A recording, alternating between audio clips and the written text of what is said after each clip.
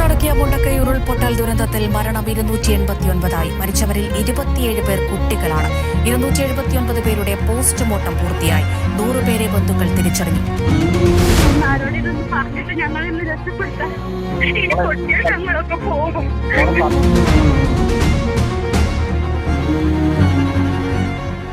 Identify ചെയ്യാൻ ആരുമില്ല.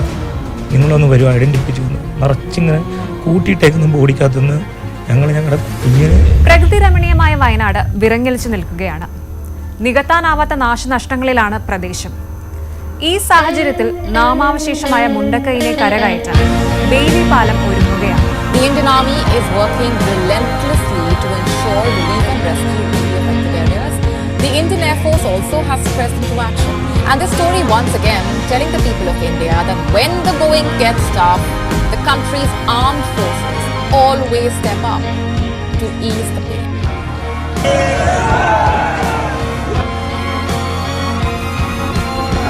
ദുരിതമനുഭവിക്കുന്നവരെ എല്ലാവിധത്തിലും സഹായിക്കാൻ നാം ഒരുമിച്ചിറങ്ങേണ്ട സാഹചര്യമാണ്.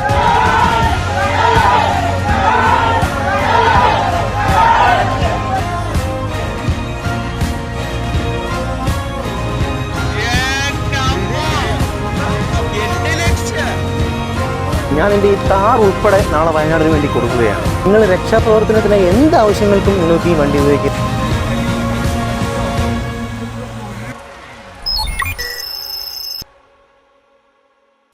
ഇവർ വിചാരിച്ചിരിക്കുന്ന വെള്ളം ഒഴുകി വരുമെന്നാണ്. 850 മീറ്റർ ഉയരത്തിലാണ് ഈ ഡാം സ്ഥിതി ചെയ്യുന്നത്. ഡാം തകർന്നാൽ 130 വർഷത്തെ ചെളി സിൽക്ക് അതിൻ്റെ കൂടെ. ലിബിയയില് ഡെർണയെ തൂത്തുവാരിക്കൊണ്ടാണ് വെള്ളം കടലിലേക്ക് പോയത്. മുല്ലപ്പെരിയാർ ഡാമിലുള്ള വെള്ളത്തിൻ്റെ 15-ൽ 2 വെള്ളമുള്ളൂ.